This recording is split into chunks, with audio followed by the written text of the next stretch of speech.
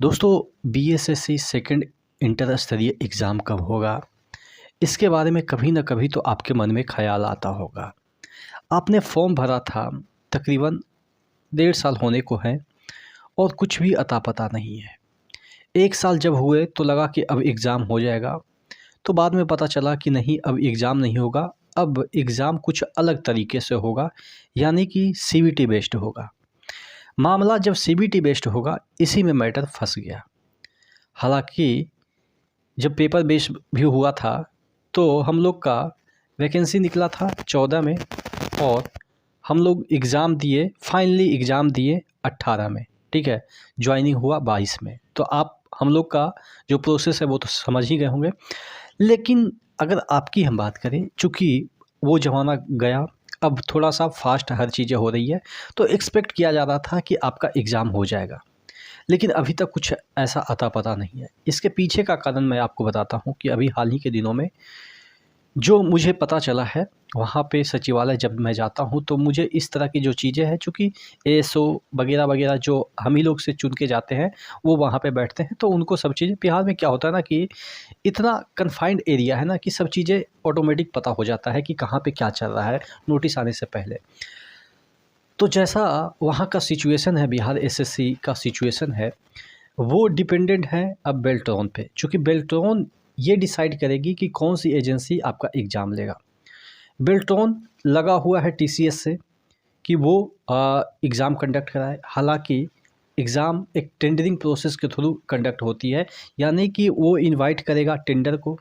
जितने भी इस फील्ड के प्लेयर हैं, ऑनलाइन एग्ज़ाम लेते हैं, बहुत सारी कंपनी है वो ऑनलाइन एग्ज़ाम लेती है, तो वो पार्टिसिपेट करती है। उनके बजट क्या है, उस बजट में फिट करते हैं कि नहीं, उनके इंफ्रास्ट्रक्चर क्या है, उस इंफ्रास्ट्रक्चर जो है वो सरकार के गाइडलाइन या जो भी गाइडलाइन है उसको वो सूट करता है कि नहीं, उसके बाद सिलेक्शन होता है। बजट सॉरी उसके बाद जो फाइनेंशियल बिड वगैरह होता है, तो ये एक प्रोसेस है।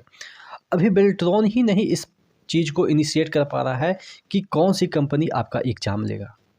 तो आप यकीन मानो कि पहले तो ऑनलाइन होगा। क्या ऑनलाइन नहीं अगर होता है तो क्या फिर से ऑफ़लाइन मोड में चले जाएँगे बीएसएससी? जैसा कि इंटरनल न्यूज़ निकल के आ रही है कि अगर असमर्थ हो जाता है बेल्ट्रॉन एग्ज़ाम कंडक्ट करवाने में, तो हो सकता है कि वो ऑफ़लाइन भी चला जाए। तो इस तरीके से कभी ऑनलाइन कभी ऑफ़लाइन करते-करते मैं आपको यकीन दिलाता हूँ, कोई भी बोल दे कि आपका एग्ज़ाम जो है वो विदिन 2 मंथ हो जाएगा, तो मैं आपको 100% दावे के साथ कह सकता हूँ कि विदिन 2 मंथ कभी नहीं हो पाएगा। तो कब होगा? क्योंकि मैं ऐसा बोल रहा हूँ, चूँकि एक बाउंडेशन पीरियड होता है। अभी आपने एजेंसी ही सेलेक्ट नहीं किया कि कौन-सी एजेंसी आपका एग्ज़ाम लेगा, और उस एजेंसी के पास ऑलरेडी एग्ज़ाम चल रहे होंगे। जैसे अगर टीसीएस ही कंडक्ट कराता है, तो टीसीएस के एग्ज़ाम तो आपने देखा होगा कि फरवरी में पूरा तो जीडी निकल जाएगा। उसके बाद आपके रेलवे के एग्ज़ाम स्टार्ट हो जाएँगे, मार्च में एग्ज़ाम स्टार्ट हो जाएँगे, ठीक है? तो और भी जो एग्ज़ाम है, बैंकिंग का एग्ज़ाम कंडक्ट कराता है टीसीएस।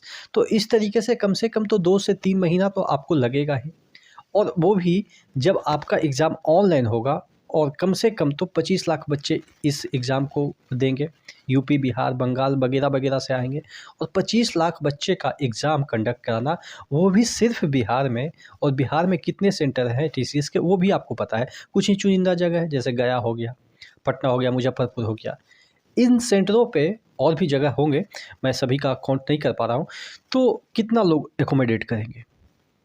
तो और भी पटना में तो बहुत सारे सेंटर हैं, लेकिन ऑनलाइन एग्ज़ाम कंडक्ट कराने से, अगर टीसीएस कंडक्ट कराती है, टीसीएस अगर नहीं कंडक्ट कराती है, तब तो और भी मामला पेचीदा हो जाएगा, और भी लंबे खींच जाएँगे आपके एग्ज़ाम, ठीक है? अगर टीसीएस कंडक्ट कराती है तो हो सकता है कि आपके एग्ज़ाम थोड़ा-सा ठीक-ठाक भी हो, और कम समय में भी हो। लेकिन 25 लाख बच्चे का एग्ज़ाम शेड्यूल करना, वो भी एक ही स्टेट में, वो भी ऑनलाइन, मुझे लग रहा है कि वो प्रोसेस ही कम से कम तो 1 महीना चल सकता है। 1 महीना आपका एग्ज़ाम ही चलेगा, और कब स्टार्ट होगा एग्ज़ाम, तो आपको मैं यकीन दिला देता हूँ, मिनिमम 3 महीना तो भूल जाइए।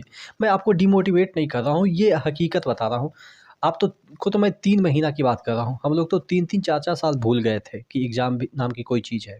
हम लोग सफ़र किए, 3 साल किसी और जॉब में रहे, फिर यहाँ पे ज्वाइन किए तो 3 साल अगर पहले मेरा सिलेक्शन होता तो 3 प्रमोशन होता, 3 इंक्रीमेंट लगता, हो सकता है 1 प्रमोशन मिलता। तो ये सब बच्चे बिहार में जो बच्चे होते हैं ना, पता चलता है कि फॉर्म भरे हैं 20 साल के एज में, ज्वाइन कर रहे हैं 30 साल के एज में। वो जो 10 साल का मार्जिन होता है ना, वो आपके लास्ट में जो सैलरी होती है ना, उस पे काफ़ी ज़बरदस्त इम्पैक्ट डालता है। और बच्चे, हम भी रेलवे की जॉब छोड़े इस वजह से कि अपने होम स्टेट में रहेंगे, थोड़ा-सा सुकून की ज़िंदगी जिएँगे। और पैसे तो चलो ठीक है, अरे 19 कमाएँगे, पहले 20 कमा रहे थे, अब 19 कमाएँगे, ठीक है। लेकिन सुकून की ज़िंदगी 10 साल, 15 साल जो भी है सर्विस का जो भी है, उसमें सुकून से ज़िंदगी जिएँगे। इसलिए बच्चे बिहार गवर्नमेंट जॉब में प्रीफ़र करते हैं जॉइन करना। थोड़ा-सा पैसे कम भी मिलता है तो वो चल जाता है, लेकिन जॉइन बिहार गवर्नमेंट में ही इसलिए करते हैं कि थोड़ा-सा सुकून है। सेंट्रल की अपेक्षा अगर रेलवे क्या कंपैरिज़न करें तो हाँ, स्टेट में तो ठीक-ठाक, सॉरी एसएससी में तो ठीक-ठाक है, सेंट्रल एसएससी का। लेकिन अगर हम रेलवे के बनिस्बत बिहार गवर्नमेंट जॉब की बात करें तो ठीक-ठाक है। अब मान लेते हैं कि स्टेट का ही थोड़ा-सा कम पैसा मिलेगा, लेकिन ठीक-ठाक रहेगा, सुकून ज़िंदगी रहेगा।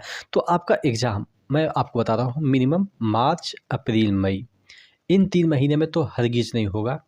ये आप मेरे से लिखवा के ले लो।